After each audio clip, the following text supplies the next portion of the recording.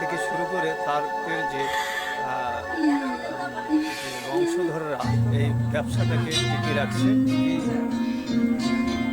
তৈরি করে থাকেন এবং তাদের উৎকৃষ্ট মনের যে জিলাপি, সেই জিলাপটা যে জিলাপি, এসব জিলাপি বিক্রি করে তারা জীবন জীবিকা।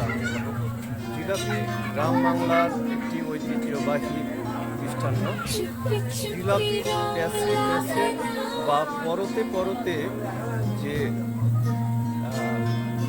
নৈপুণ্যতা, এই নৈপুণ্যতার একটি রয়েছে আলাদা ইতিহাস। সাধারণত গ্রাম বাংলায় বিভিন্ন উৎসব উপলক্ষে একসময় জিলাপির প্রচলন ছিল। যেমন বলা চলে যে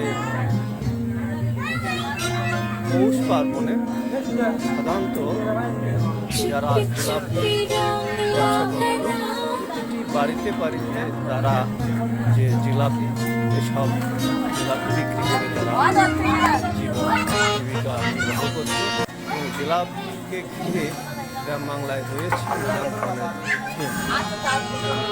জিলাপির প্যাঁচে প্যাঁচে পরতে পরতে যে মিষ্টির নৈপুণ্যতা রয়েছে, এটি না বললেই নয়। আসলে জিলাপিতে যে মিষ্টি, এটি একটি জিলাপি যদি আপনি খেয়ে নেন, তাহলে আরেকটি খাওয়ার ইচ্ছে আপনি পোষণ করবেন। তো আমি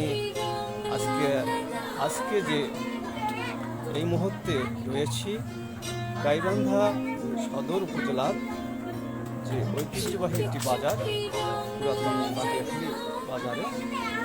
এখানে বংশ পরম্পরায় যে এই পরিবারটি জিলাপি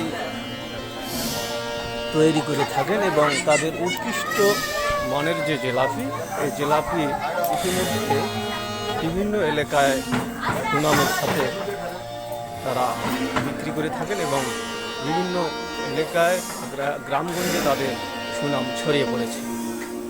তো আমি বলতে পারি যে এই যে জিলাপি, গাইবান্ধার পুরাতন বাগিয়াখালী বাজারের যে ঐতিহ্যবাহী সাহাবাড়ি, এটি শশধর সাহা, তাই না? এই শশধর সাহা থেকে শুরু করে তাদের যে বংশধররা এই ব্যবসাটাকে টিকিয়ে রাখছে, বংশ পরম্পরায়ভাবে তারা চলে আসছে। শশধর থেকে শুরু করে আজকে তার নাতিরা এই ব্যবসা পরিচালনা করছে। তা আমি এই মুহূর্তে কথা বলবো যে আপনি যে এই ব্যবসা করেন, কতদিন থেকে করেন বা আপনার ফ্যামিলি কতদিন থেকে এই ব্যবসা পরিচালনা করেন? বাবা করছে, তারপরে আমার বাবা করছে, তখন আমরা করতেছি। দর্শক, যেমনটি আপনারা শুনলেন আর কি, যে শত বৎসর ধরে তারা এই জিলাপির ব্যবসা পরিচালনা করে তারা যেমন স্বাবলম্বী